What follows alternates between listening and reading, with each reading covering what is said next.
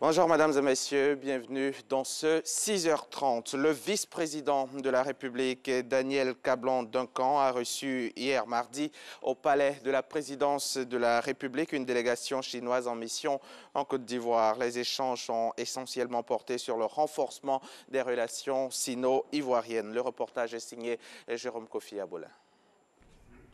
Une délégation chinoise forte d'une vingtaine de membres. En mission en Côte d'Ivoire dans le cadre du renforcement des relations entre les deux pays, cette délégation de haut niveau a été reçue ce mardi 24 avril 2018 au palais présidentiel par le vice-président ivoirien Daniel Kablan-Duncan. Nous avons eu des échanges ce matin sur l'approfondissement de la coopération sino-ivoirienne et nous avons beaucoup apprécié le développement des relations bilatérales entre la Chine et la Côte d'Ivoire. Et nous sommes d'accord pour faire progresser davantage notre coopération bilatérale en matière de production industrielle, en s'appuyant sur la mise en œuvre des projets prioritaires dans la coopération industrielle. Et sur ce point-là, nous avons dégagé un large consensus après des échanges et des discussions très approfondies. Donc, toutes les deux parties sont prêtes à continuer à élargir et à approfondir notre coopération au bénéfice de nos peuples respectifs. Avant de rencontrer le vice-président de la République de Côte d'Ivoire, la délégation chinoise a eu plusieurs séances de travail technique avec un certain nombre de ministères. Il s'agit de ceux en charge de l'industrie et des mines, des infrastructures économiques, des transports, du pétrole et de l'énergie. Des ministères tous porteurs de grands projets inscrits au programme de coopération financière sino-ivoirien pour la période 2016-2020. Les banques et établissements financiers de Côte d'Ivoire se portent bien. Ces mots sont du président de l'Association professionnelle des banques et établissements financiers, l'APBFC. Guy Coisan annonce une augmentation moyenne annuelle de comptes de 4% et une croissance annuelle de plus de 10% en termes de collecte de ressources depuis 5 ans. Cette année, les banques ont décidé de se rapprocher des populations. En 2017, les banques ont injecté 4,718 milliards de francs CFA dans l'économie. C'est ce que nous dit notre reporter Francis Boifo. En 2017, les banques ivoiriennes ont injecté dans l'économie la somme de 4 718 milliards de francs CFA. Pour 2018, l'Association professionnelle des banques et établissements financiers de Côte d'Ivoire, APBFC, veut faire mieux. Nous avons pris l'engagement de renforcer le financement en destination des petites et moyennes entreprises. Nous allons aller vers les populations pour leur parler de l'importance d'avoir un compte bancaire, d'avoir donc une relation avec le système bancaire. Au 31 décembre 2017, les ressources collectées par l'APBFC s'élevaient à 9 507 milliards de francs CFA. Pour le financement des projets de développement cette année, l'État attend beaucoup des banques et établissements financiers. Il faudrait que ces banques continuent d'appuyer l'État pour que nos mobilisations de ressources puissent se faire en interne. Nous fonctionnons en union et nous avons un pool commun de devises. Les banques doivent de plus en plus faire en sorte que les ressources issues des recettes d'exportation puissent être rapatriées pour alimenter ce pool commun de devises. L'État souhaite que les banques essaient de voir, dans la mesure du possible, à la baisse les taux d'intérêt qui accompagnent ces crédits qui sont alloués, toutes choses qui devraient permettre aux acteurs économiques d'aller de l'avant. L'objectif étant d'augmenter le taux de bancarisation, actuellement de 16% contre 7,1% en 2007. L'AISA, l'Association ivoirienne des sciences agronomiques, est une plateforme de recherche pour booster le développement agricole. Les 8e assises de cette association se tiennent en ce moment à Korogo, dans la région du Poro. Le monde de la recherche s'est donné 3 jours pour proposer ses voies et moyens d'adaptation de l'agriculture au changement climatique. Changement climatique, agriculture durable et innovation en zone de savane, cas de la région du Poro. Voilà le thème des travaux qui se sont ouverts hier mardi. C'est le ministre de l'Enseignement supérieur, Liramata Bakayoko, qui représentait le Premier ministre Amadou Gon Coulibaly, parrain de ces 8e assises. On en parle avec notre reporter sur place, Léon Brou. Pénurie d'eau, perte de récoltes en zone ivoirienne de savane, des phénomènes provoqués par les variations des paramètres climatiques de la vie d'agronome. Les présentes assises, les 8e de l'Association ivoirienne des sciences agronomiques, donc pour trouver les issues scientifiques, techniques et technologiques qui assurent la durabilité et la productivité agricole dans cette zone de savane au climat soudanien malgré le changement climatique. Les innovations sont déjà au niveau de la matière de recherche. C'est donc de leur transférer toutes ces technologies qui sont déjà connues et qui sont déjà maîtrisées ailleurs, afin qu'ils puissent changer leur méthode culturelle, par exemple. Il y a de nouvelles ressources qui sont déjà disponibles, qui sont adaptées à la période de sécheresse, qui peuvent être cultivées. Participent à ces assises enseignants-chercheurs, chercheurs, agronomes et techniciens d'encadrement, 200 au total que soutiennent le ministère de l'Agriculture et le parrain de ces assises, le Premier ministre Amadou Gon Coulibaly. Son représentant, le ministre de l'Enseignement supérieur, salue la reprise des activités de l'AISA, toute chose pour que l'agriculture reste le moteur de l'économie ivoirienne par sa capacité à répondre aux défis. Le développement économique et social de la Côte d'Ivoire repose fondamentalement sur l'agriculture. Ce secteur représente 28% du PIB, 50% des recettes d'exportation et 2/3 des sources d'emploi et de revenus de la population. Cependant, face au changement climatique, l'agriculture en Côte d'Ivoire reste confrontée à des défis majeurs.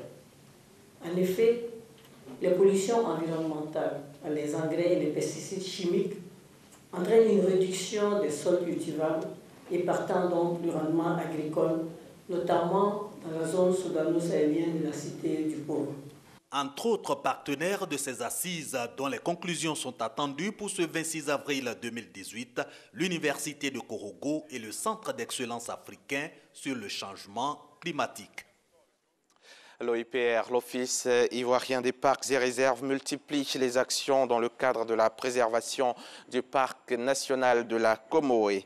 À cet effet, un atelier bilan de ces actions a été organisé en collaboration avec de nombreux partenaires et il en ressort que plus d'initiatives doivent être prises en faveur des populations riveraines, seul moyen pour réduire les agressions dans le parc. Lansine Bakayoko.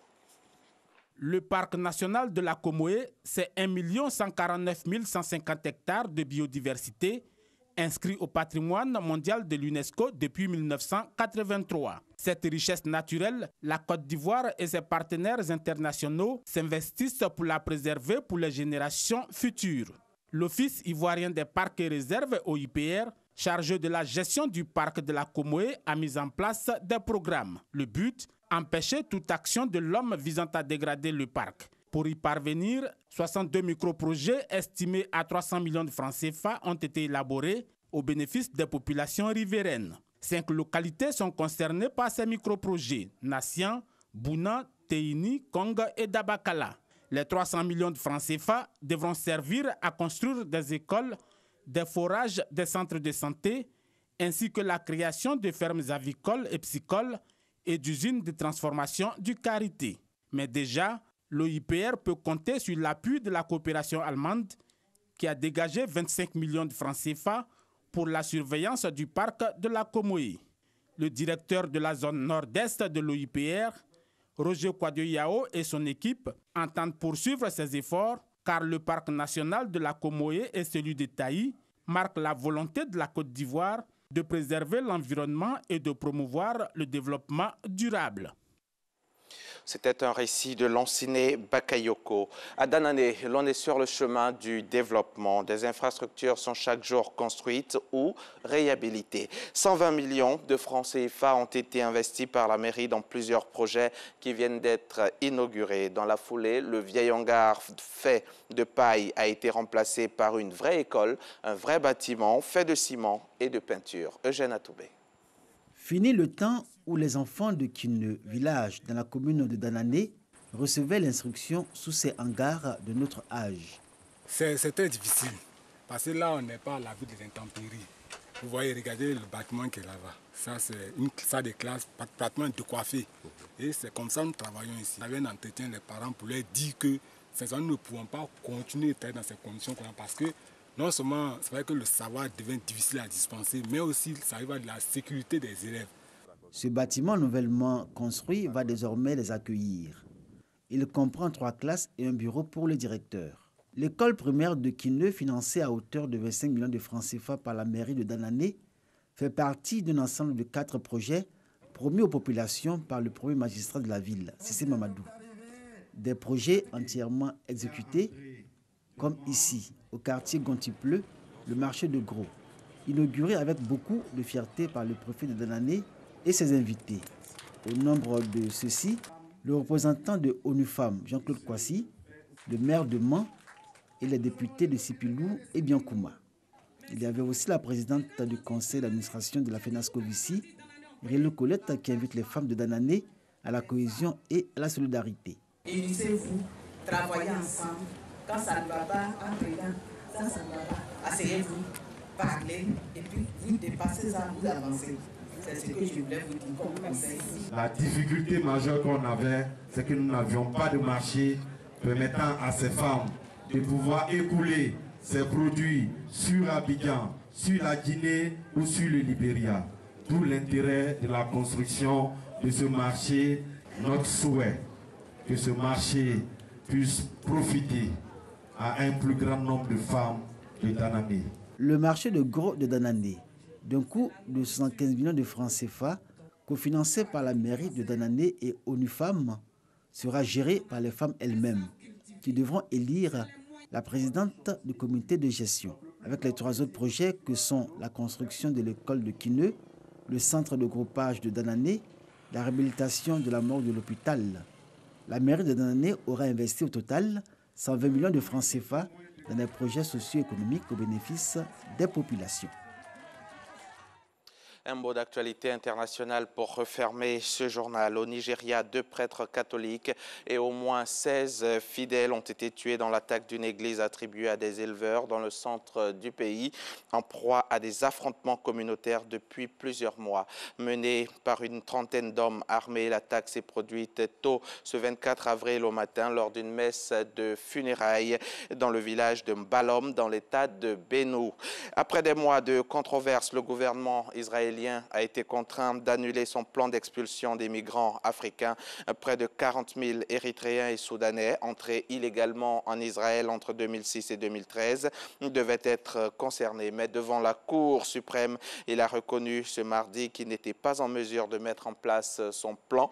Mais hier soir, le Premier ministre a annoncé son intention de rouvrir un centre de détention construit spécifiquement pour les migrants africains. C'est la fin de ce journal. Merci de l'avoir suivi. Je serai encore chez vous demain à 6h30.